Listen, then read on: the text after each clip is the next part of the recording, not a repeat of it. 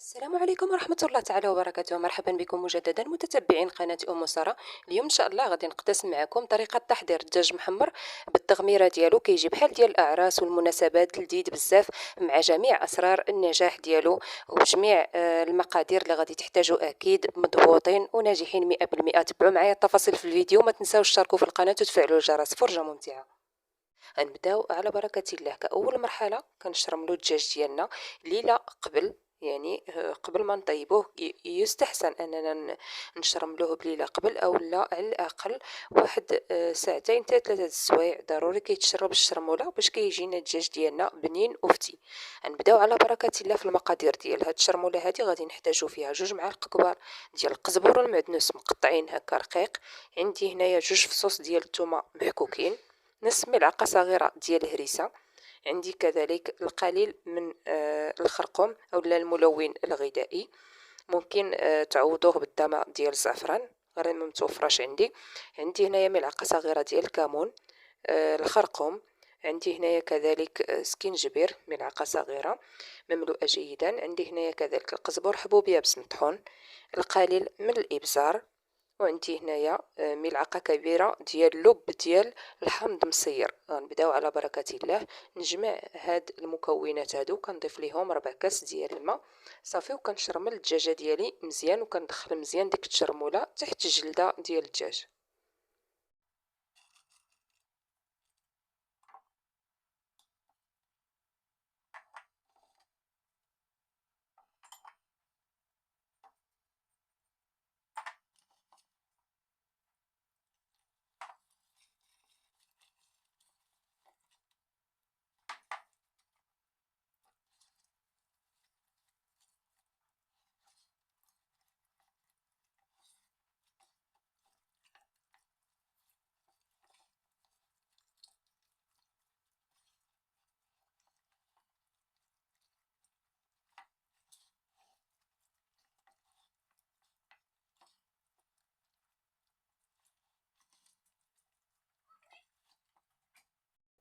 ودابا من بعد ما شرملت الدجاجه ديالي وربطت ليها رجيلات اكيد بواحد الخيط صافي، دابا غادي نخليها في الثلاجه. غنغطيها بالسلوفان ونخليها ليله كامله حتى لغدا ان شاء الله، ونكمل معكم باقي المراحل. ودابا من بعد ما دازت ليله كامله هاد المكونات ان شاء الله اللي غادي نحتاجو باش نردو الدجاج ديالنا يطيب. عندي هنايا 2 حبات ديال البصل يكونوا من الحجم المتوسط مشلض رقيق، حبه من البصل محكوكه كنحكها في الحكاكه الرقيقه. عندي هنايا غنحتاج في التوابل ملعقه صغيره ديال بسبيسه وقع قله مطحونين اولا المروزيه ديال الدجاج. عندي ملعقه صغيره ديال الخرقوم، القليل من القزبر حبوب يابس مطحون، سكينجبير والكمون. وعندي هنايا تقريبا نصف كأس مخلط ما بين زيت الزيتون وزيت المائدة. عندي هنايا ملعقة صغيرة ديال السمن الحار اللي كيعطي واحد طعم زوين، هو والزعفران حر شعرة الا كان حتى هو كيعطي واحد المذاق زوين للمريقه ديالنا. عندي هنايا كذلك دوك الجناح والقلوبه ديال الدجاج وحتى القامصه كنقطعها هكا طريفات وكنلوحهم في الاول. اما الكبادي كنحتفظوا بهم حتى كنحيدوا الدجاجه ديالنا، عاد كنقطعوهم وكنلوحوهم حيت دغيا كيطيبوا، ما كيحتاجوش وقت طويل في الطياب. غنبداو على بركه الله. نجيب واحد الكاميله نلوح فيها البصله وكذلك الزيت ونخليها تشحر شويه ونضيف التوابل، وغادي تشوفوا معايا التفاصيل في الفيديو.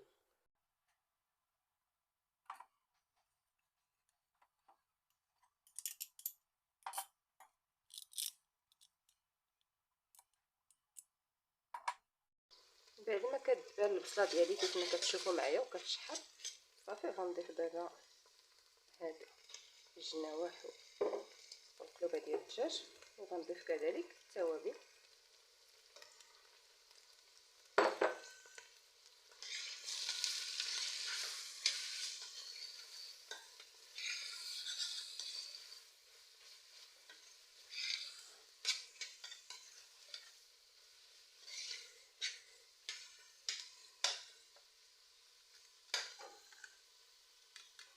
بالنسبه للدجاج قبل ما نضيفو الكاميله اولا الطنجره ضروري ما كنتكو هكايا، كنتقبوه بالاستعانه بشي قطيب هكا ديال الشوك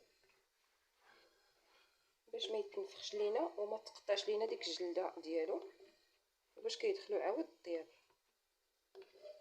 كنضربو في هاد البلايص هادو في الجناب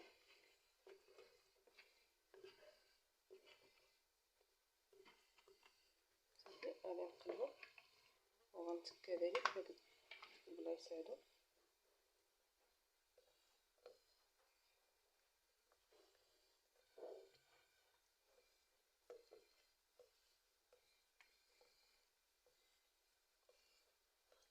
صافي وغادي نحطو في الطنجره.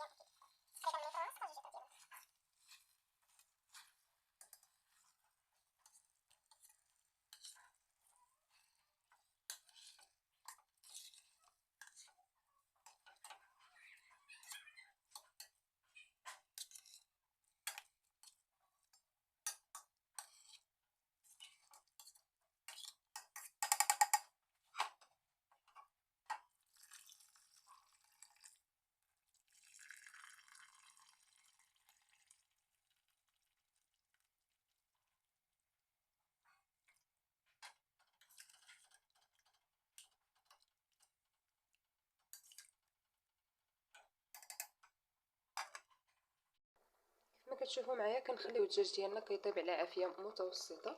مره كنبقاو نحركو فيه بحال هكا. صافي وكنهزو شويه ديال المريقه كنبقاو نحطوها من فوق منه بهذه الطريقه هذه. صافي حتى كيبان لينا طاب. صافي وكنحيدوه نديروه في واحد الشبيكه نخليوه يستقطر وعاد كنلوحو الكباري.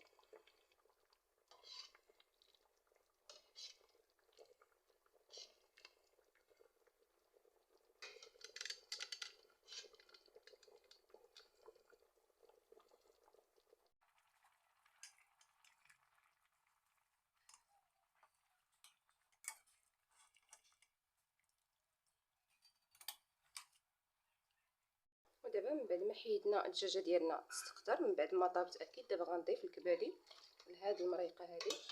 صافي ونخليها حتى كتنشف يعني من الماء نهائيا.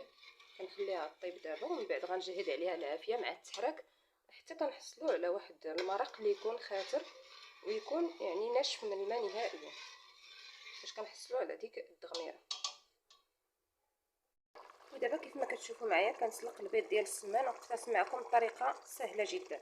كتوضعوا الماء في الكاسرونه حتى كيوصل لدرجه الغليان، كتضيفوا ليه واحد القبيصه ديال الملحه، ومن بعد كتحطوا البيض ديالكم غير بالمعلقه غير بالمهل باش ما كيتكسرش حيت القشره ديالو رقيقه بزاف. صافي ومن بعد كتحسبوا واحد 5 دقائق اولا 7 دقائق الماكسيموم يعني دغيا كيطيب. صافي كنحطو مباشره في الماء البارد باش كيتقشر لينا بسهوله وما تتكسر لينا حتى حبه. كيف ما كتشوفوا معايا كنبقى نحرك على المهل حتى كتنشف ليا ديك الدغميره. كيف ما كتشوفوا معايا حتى كتقال.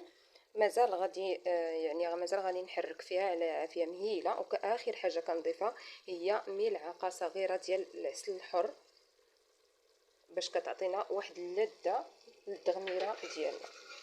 صافي غادي نحرك مازال حتى كتنشف نهائيا من الماء. صافي وغندوز باش نقلي الدجاجه ديالي في الزيت. ممكن تدهنوها بالزبده اولا بالمطارد والهريسه وتدخلوها للفرن، كيبقى لكم الاختيار. انا بغيت نقليها باش تجيني تماما بحال ديال الاعراس والمناسبات. بعد ما طفيت على الدغميره ديالي كيف ما كتشوفوا حتى كتعزلها فيا الزيت. صافي كتنشف تماما من الماء عاد كنطفيو عليها وفي نفس الوقت كنقلي الدجاجه ديالي في الزيت. وغنتلاقاو ان شاء الله مع الشكل النهائي.